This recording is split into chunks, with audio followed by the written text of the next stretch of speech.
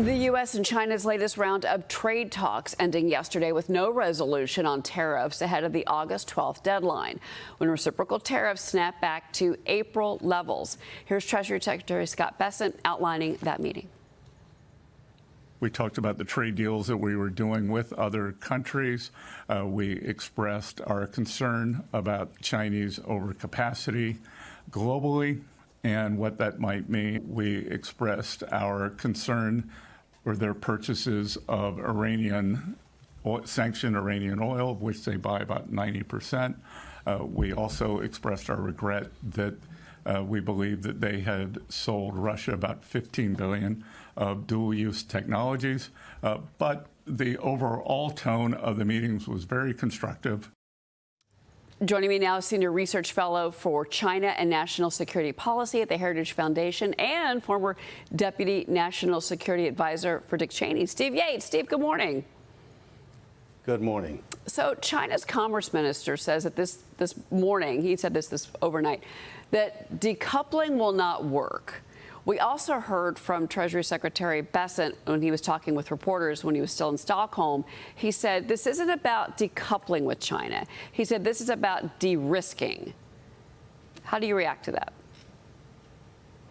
Well, I think we have some word games going on to a degree. I strongly support the president's position of trying to get a new rebalance in the U.S.-China economic relationship. And I think Secretary Bessent has been the single best interlocutor in trying to soothe market expectations and try to keep things moving forward. Unfortunately, the Chinese have a strategic decision to make. They have chosen to accentuate some areas of leverage they have with us, say on magnets and rare earths. But ultimately, the president's been correct. It's our enormous consumer market and several other areas where the United States has pretty profound leverage there, too.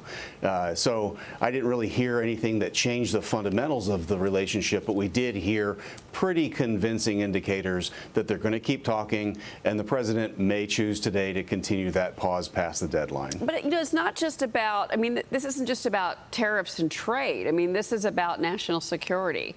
And you know, the administration has made it clear that they're not, you know, this is China's relationship with Iran and Russia.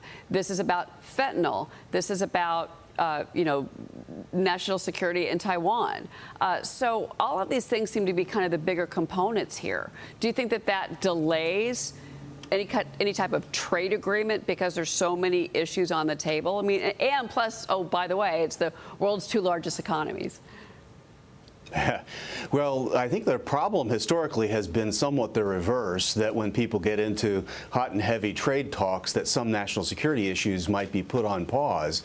I found it very reassuring that Secretary Bessent laid out some pretty important issues that were in fact talked about with the trade negotiator, and that gets conveyed back to Beijing, because ultimately what the president is trying to do is to set up a decisive conversation with the leader of China. So I saw this as a down payment on that. I mean, as a fentanyl father, I would like people to remember that there are tariffs in place that are directly tied to China cutting off this illicit flow of precursor chemicals.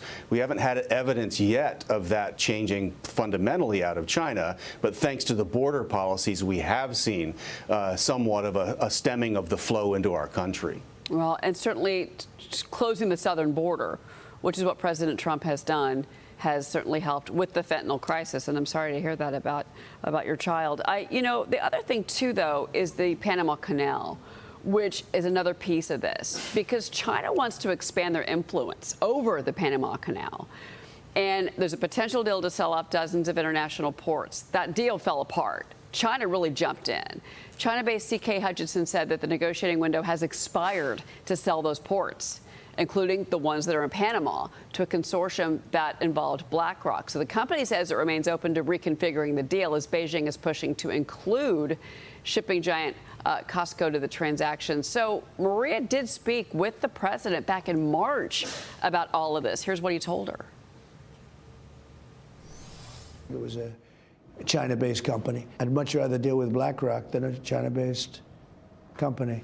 And BlackRock is fine. I knew they were doing that. I was totally okay with it. And when you go through the Panama Canal, makes it easier. Give us a sense of how China has dominated. The Carter administration gave the Panama Canal for $1, gave the Panama Canal to Panama for no reason. They had a little demonstration of a few people, and he gave it. It's the most expensive thing we've ever built in the history of our country, relatively, and it does great. And we shouldn't have given it. We should have never given it. But we didn't give it to China. We gave it to Panama. And now Panama has gone out and essentially ceded it to China. And until they ripped all the signs down about a week ago, when they saw that I was serious about this, most of the signs were written in Chinese. They were all Chinese all over the place. That wasn't the deal. We're taking the Panama Canal back. So, Steve, how does this further complicate our relationship with China? Well, in many ways, this has played out in a manner that makes clear China has been seeking to exercise pretty profound influence. They tried to say that Hutchison, the Hong Kong-based company, was not controlled by China, and then they intervened to block the sale, which sort of says the opposite message. And really, I think the administration has done a good job of having Secretary Rubio and Secretary Hegseth both go to Panama and both observe and speak to this issue. And ultimately, the president was right. I mean, sovereignty matters for us. Sovereignty matters for Panama. We want to make sure that if we're doing something in Panama, we're dealing with the Panamanians.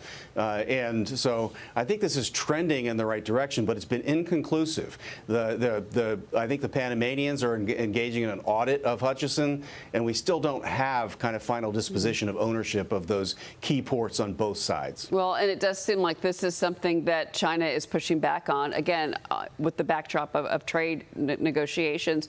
There's also AI. This is semiconductors, another piece of this. So China's pushing for global governance and compliance with AI. 1 week after President Trump signed the AI action plan to expand development here at home. Steve, I want to get your take on that. I mean, NVIDIA, to be clear, even though they're older generation chips, they are now once again exporting to China. Yeah, and I guess the debate in D.C. is this a temporary move for temporary purposes, or is this a strategic shift? I am told by people to reassure my concerns, which founded on national security first, is that this was temporary. The stock of those particular chips will run out. But fundamentally, it does matter that we want predominantly non-Chinese technology and non-Chinese values to be the foundation on which the AI stack is built, that the world depends upon. A lot of people in the tech team talk about that, and I believe them on that. But we really, I think, from Congress and the public's point of view, want to see some moves that show that we are de-risking, if not decoupling, at least this vital national security issue. Steve Yates, it's always great to speak with you. Thank you for being here this morning. My pleasure. Thank you. All right. We'll be right back, everybody.